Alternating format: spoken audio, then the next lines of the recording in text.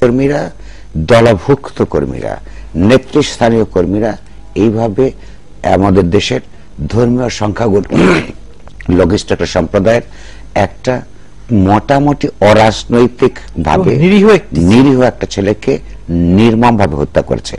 এটা নিয়ে আমরা তিনটা বক্তব্য আমরা সরকারি সম্প্রদায়ের দিক থেকে যে লক্ষ্য করি। এক নম্বর, ছাত্রলীগ, আচ্ছা প্রথম কথা হচ্ছে প্রথম দিন আওয়ামী লীগের লোকেরা এবং আওয়ামী লীগ পন্থী কিছু কিছু সংবাদ মাধ্যম, টেলিভিশন তাদেরকে তাদের রাজনৈতিক প্রতিপক্ষের উপরে এই হত্যাকাণ্ডের দায় চাপাবার চেষ্টা করেছিল। কিন্তু পরের দিন সব খবর ছাপা হওয়ার পরে, ছবি ছাপা হওয়ার পরে ছাত্রলীগ তাদেরকে সুবিধাবাদী কায়দায় তাদের এই নেতা কর্মীদেরকে তারা বলল এটা আমাদের সঙ্গে সম্পর্কিত না, আগেই বহিষ্কৃত, কেউ কাউকে এটা আমাদের সঙ্গে সম্পর্কিত না। পুলিশ বলল, পুলিশ রাজনৈতিক প্রতিপক্ষের হাজার হাজার কর্মীর বিরুদ্ধে মামলা করতে পেরেছে নাম ধরে, কিন্তু তাদের কাছে এটা অজ্ঞাতনামা বলে কিছু লোকের বিরুদ্ধে মামলা করলো।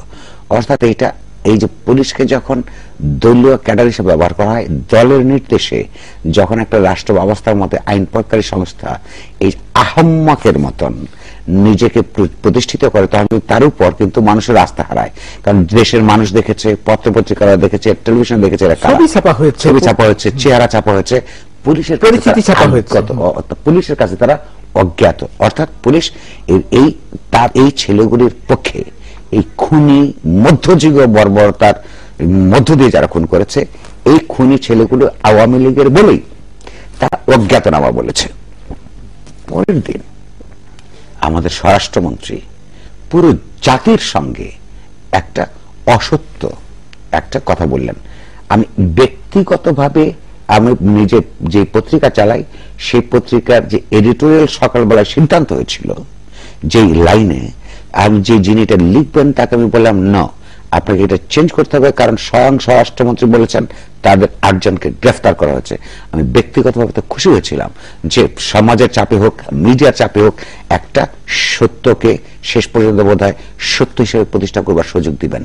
আমি যখন এটা লিখছি তখন আমাদের রিপোর্টাররা আমাদেরকে খবর দিলেন না, যারা গ্রেফতার হয়েছে, প্রথম কথা হলো তখনও পর্যন্ত কেউ গ্রেফতার হয় নাই। তিনি যখন ঘোষণা দিয়েছেন তখনও পর্যন্ত কেউ গ্রেফতার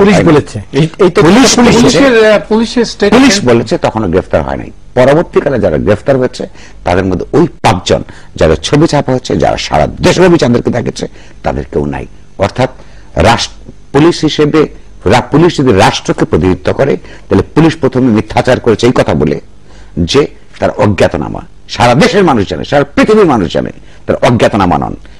অর্থাৎ রাষ্ট্র যখন মিথ্যাচার করে, রাষ্ট্রের যে পরিচালন, যে রাজনৈতিক কর্তৃপক্ষ, তিনি যখন অসত্য কথা বলেন যে তাকে গ্রেফতার করা হয়েছে, আসলে তাদেরকে গ্রেফতার করা হয় নাই, অন্যদের গ্রেফতার করা হয়েছে, এবং যে সংগঠনের লোক তারা যখন বলে আমাদের কর্মী না, এই অসত্য আলোচনা করে, এই লোকগুলি যাদের এই দেশের স্বাধীনতা যুদ্ধের জন্য আমরা যে কথা বলছি, স্বাধীন দেশ, তারা নেতা ছিল, তাদের হয় লজ্জায় আজকে তার মাথা বনাতে হচ্ছে, অথবা তাদের বিদ্রোহ করা উচিত। যেই ছাত্রলীগের নেতৃত্ব একসময় তারা দিয়েছেন, সেই ছাত্রলীগের আজকের উত্তরসূরিরা প্রতিদিন মিথ্যাচার করে, তারা প্রতিদিন মানুষের অবিচার করে। এইরকম না, সেই জন্য আমি বলতে চাচ্ছিলাম, আমি আবার আসবো, তাহলে রাষ্ট্র মিথ্যাচার করেছে, রাজনৈতিক দল মিথ্যাচার করেছে, যে ছাত্র সংগঠনের কর্মী তারা মিথ্যাচার করেছে।